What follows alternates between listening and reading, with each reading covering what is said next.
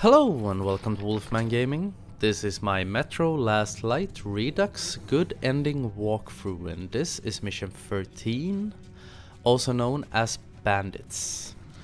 And the first thing you want to do when you get control of Artyom after his little train wreck is do a 180 turn and head in here beneath the train tracks. That will let you find that corpse and a shambler if you want to pick that up. Either way, we're gonna sell some weapons. And we will also pick up a karma point by going in there. They are slowly stacking up. And in this mission, we're also gonna unlock a bonus trophy called Commando. Because, as I said, this mission is called Bandits. And we are gonna have a little reunion. Because if you remember in the Bolshoi mission, you saw on a platform some refugees seeking sanctuary in the Bolshoi theater, and they were refused entry to the station. And this is where they ended up. Who goes there? These are the same refugees that we met over there, or that we saw over there. And we are gonna help them because they had the very bad fortune to come into this nest of thieves and killers. And fortunately for them, Artyom came along, so we're gonna help them on their way. And one of these refugees is a vendor, and that is gonna allow us to get a substantial amount of military bullets in this mission. I have around 450 bullets right now. At the end of this mission I had over 1,000, and that is sufficient to get you through the rest of the game if you want to. And the means to doing that is a lot of these enemies, or almost all the enemies in this level, have quite high valued weapons. And high value is a subjective thing. You're gonna see right now, I'm gonna sell my 2 rifles. I picked up a sniper rifle in the last level, and also I have my Kalash with a sniper scope on it. I'm gonna sell both of them right now. Unfortunately, you cannot sell all 3 of your weapons. But I'm gonna get, for the sniper rifle we get 38 ammo, and for the Kalashnikov we get, I think it's 35. Which is not super much, but it all stacks up. And I equip my trusty pistol that we have had with us for quite some levels right now. I'm gonna equip it with a night scope. You don't need to do that, I just do it because it looks cool and it makes things more convenient. Because sometimes there are parts of this level I think that are a bit dark. So it was more of a precaution. But one of the first things we are gonna do is make a little sidetrack into this tunnel, because one of those poor refugees is about to get raped and killed by 2 assholes in here. And we won't stand for it. So the first thing we do is take out this guy, and then we shoot his rapist little friend over here. You get a good karma point for saving her. But the thing is, you have to move fast, because if you're too slow in here, they will kill her, and that will negate the karma point. And after you've taken out those 2, you will hear the voice of a 3rd bandit. And he is slowly heading our way. So we're gonna play the waiting game for a little bit. And just make sure that that woman is safe from now on. I'm gonna wait for him to come in, and I'm gonna pump him full of lead. Because that's what we do with guys like this.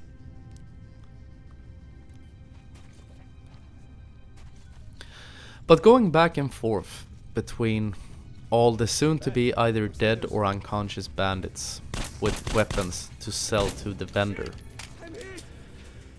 that is quite a tedious task to take on. It's not very fun.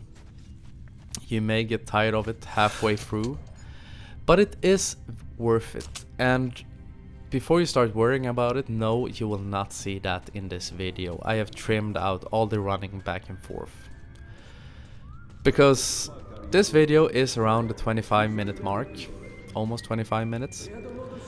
And before I started trimming it out, or the running back and forth, it was almost 50 minutes long.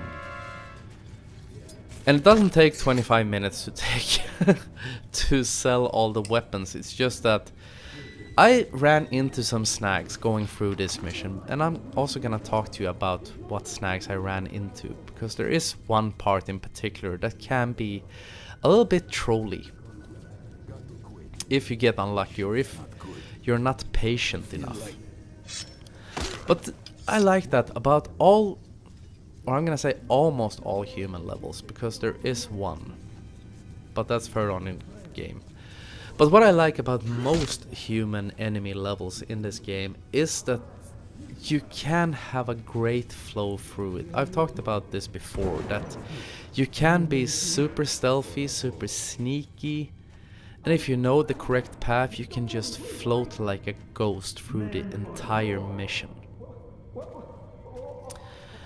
And something I need to say about the Commando trophy, because the description for that trophy reads, "Rescue the women and children on the bandits level without raising alarm." And that is not an entirely correct description, because the women and children that they are referring to are at the end of this level, or almost the end of this level, and they are inside like a bunker. And what murder and mayhem you cause out here in the tunnels doesn't affect what goes on in the bunker, because the doors are closed. They will be completely oblivious to all the mayhem you are causing out here, as far as I know, but I'm quite sure of this. So even if you go through this like a killing machine, What the hell? Where is everyone? they will not know what's going on. So the only vital part where you need to sneak is when you go into that bunker. And here is another refugee being held hostage, so we are gonna save him. I don't think he can die, and if he were to die, I think that would be an instant kill state. Thanks. And also you have to save him, because that bandit that was sitting on the rail car that is blocking the way, this refugee will go over there and move it for you, so you can continue onwards with Regina later on in the mission. Because this is Regina's last stand. This is the last time we will have that rail car with us. And I leave it back at the beginning, just due to the fact that I think it's a bit unpractical to have to jump in and out of it, and your feet will suffice. But this is the part I was talking about. No, it isn't. I'm just kidding. It's a bit later on. I ran in here because 2 guards, or if it's 1 guard even, is coming down this tunnel patrolling. So I'm once again gonna wait for him to move past me so we can take him out from behind. But this is their first, what should you call it, bunker. This is not where the women and children are. But this is the part that can be a little bit trolly. And that is when you take out one of the first guards inside this little station. That's a great title, station, because that's what it is. Because if you're too quick, I knock him out. And if you're too quick, his friend that's walking away will hear it. And you will get spotted, and things will turn quite nasty quite fast. And as you can see, these weapons they have are, for the most time, more or less fully equipped. And that will add to the price tag when you're selling them. But this is the part I was talking about. So wait here for a little bit. You hear a conversation, you hear one of them laughing, and that is your cue that he has started walking away. So I move up very slowly, I give him plenty of space to piss off, and then we take out his friend. I'm not quite sure if it's more silent to throw a knife or to slit his throat or whatever. But I know that it does make a little sound when you knock him out, but all you have to do is wait for a little bit longer. And this guy, sometimes he will look out, sometimes he will just continue staring down the corridor. But I found that if you move fast past him, he will not have time to spot you completely. But these two guys, I throw a knife at one of them and I knock out the other one. Easy as pie. And now there's just one guy left. Apparently he's twerking. There's one guy left here on the right side of this station. Then we're gonna start clearing out the left side. And down there, just to my left, you see a little safe. And we are also gonna pick up the key to open that safe and pick up some extra goodies. Which is always nice. And the left side of this station, inside this train, also has a guy that can be such a fucking troll. Which is so annoying when you're gone through this, you have like a perfect streak, and the last guy spots you. But I'm gonna show you just who it is, so you can shoot him. I think I went for the knockout just because I'm stingy like that. I want to save my bullets. But you don't have to do it. And also, as you must have already figured out, when you're going for commando, the difference between commando and all the invisible trophies, invisible soldier and savior and whatever they're called, is that you are allowed to kill people in this level. Here we have one guy, and you see down on the bench just to his right, you see something red, and that is the safe key. So pick that up before you move on, so we can go in there and collect the goodies. And here we have a soldier sleeping. And he can cause a problem with the knockouts, because as I've talked about before, and which you will most surely have experienced by now, sometimes the detection on stealth takedowns can be a bit hard to trigger, or to get that prompt that you can do a stealth kill. But if you don't get it, we have a silenced pistol, so just move up close to him and shoot him in the head. That works too. And these are the last two guys. If you get really unlucky, one of these guys will spot you, so you can go for like throw a knife and shoot the other one. Or do like I do and be stingy and go up and knock out the first one and knock out the second one. And this clears the first part of the level. And this is where the hoarding begins. I have picked up 2 weapons already. And sadly, you cannot sell all 3, which would have made this go a little bit faster. But that is a good thing actually, that you cannot sell all 3 weapons at once, because that is something that could put you into a fatal... that could be a fatal flaw. Because you could go into the next fight, or the last fight of this mission, where you fight the mutants, and not have any firearms if you get really unlucky. And that would put you in a real pissy situation, because that fight is actually quite hard. So I think very soon you're gonna see a very horrible transition, and that's me trimming out, running back and forth to the vendor. And when you have sold the last of the weapons and you're heading back this way, make sure to bring Regina with you, because we are gonna use her, or use it, for the last part of this level. You need to have it to be able to complete this level. And I'm gonna leave her here while I clear out the rest of this level. So we're gonna flip this little switch, which will open a security door into the second part.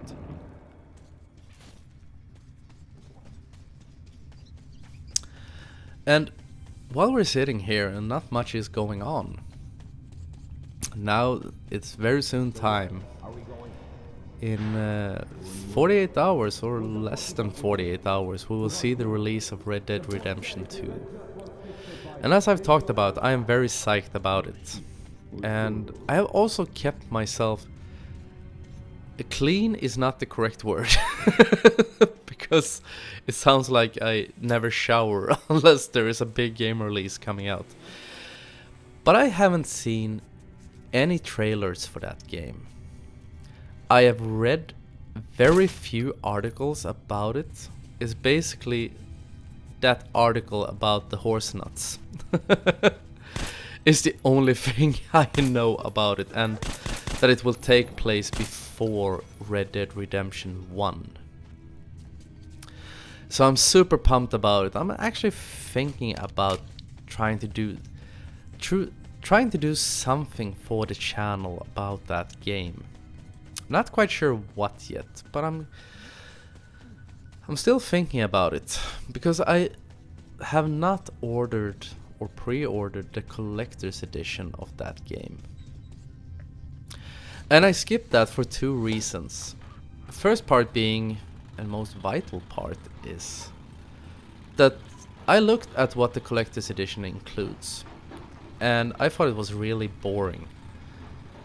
There's like a bandana, there's some poker chips, because a lot of people played poker in the Old West. I don't play poker. I played it maybe like 6 times in my entire grown life, and I'm not very good at it, and it can be fun to watch, like when you see pros on TV, but it's not for me. And also, the collector's box costs around $130, and that does not include the game, which is fitting for a Wild West game, because that is a fucking robbery. If you're asking me. Because then you have to pay another $70 to get the game. And this is the bunker I was talking about, by the way, where we will unlock Commando. But before we go in there, we're gonna head into this side tunnel and get another karma point. But going back to the collector's edition of Red Dead Redemption 2, as I said, it doesn't have any fun content. It did have some in-game perks, but I have pre-ordered the step over standard edition. I can't remember what it's called, but I get like some kind of horse in the game, which is a good thing. And I think you get certain type of pistols as a pre-order bonus. Not quite sure, but either way. But I'm thinking about doing something for the channel with it. I'm just not quite sure what yet. But stay tuned. I'm gonna try to figure something out. I don't think I'll do a walkthrough for that game, because that walkthrough would take me years probably, because it is supposed to be a huge game. I think someone said something about it would take around 60-65 hours to go through, which isn't super much. I remember when I played Skyrim, it took me around 150 hours to complete everything in that game, or it felt like I had completed everything. But as far as not being a role-playing game, 65 hours is quite a lot. And hopefully, knowing Rockstar, it will be 65 fun hours as well, because they do great games. I always liked Rockstar's games, and I played quite a few of them. I played most of the GTA games, or I think I've actually played all of them, even from back in the days when it was like a bird's eye view. And also other games they've done, like Manhunt, which I thought was extremely fun. And it was an extreme game as well. I think it raised a lot of controversy when it came out. But when we come in here, you have to start quickly tapping square, or if you're playing this on Xbox, press the X button. And this got a little bit awkward. Because I thought that when you had slammed square for a certain amount of times, that would kill him. But apparently you have to kill him yourself afterwards. But going in there, freeing the women and children, taking the path I did, that will unlock Commando. So that is the bonus trophy of this level. And now all that remains is the last fight of this level. And a lot can be said about that fight. I'm not a big fan of it. I'm not a fan at all, actually. And you can see, when I went from that vendor, I bought a new Kalashnikov and I put on a reflex sight. And I recommend having the reflex sight, because in the next mission there is a bonus trophy called Reunion. And it's good to have a reflex sight when you're going for it. But I'm gonna talk more about that when we get there. There is also a vendor in that mission, so you can change it if you have anything else. But I'm gonna change mine after I picked up Reunion. But Manhunt was a very controversial game when it came out, because it revolved around the concept of snuff movies. And it was extremely violent by the standards set by games.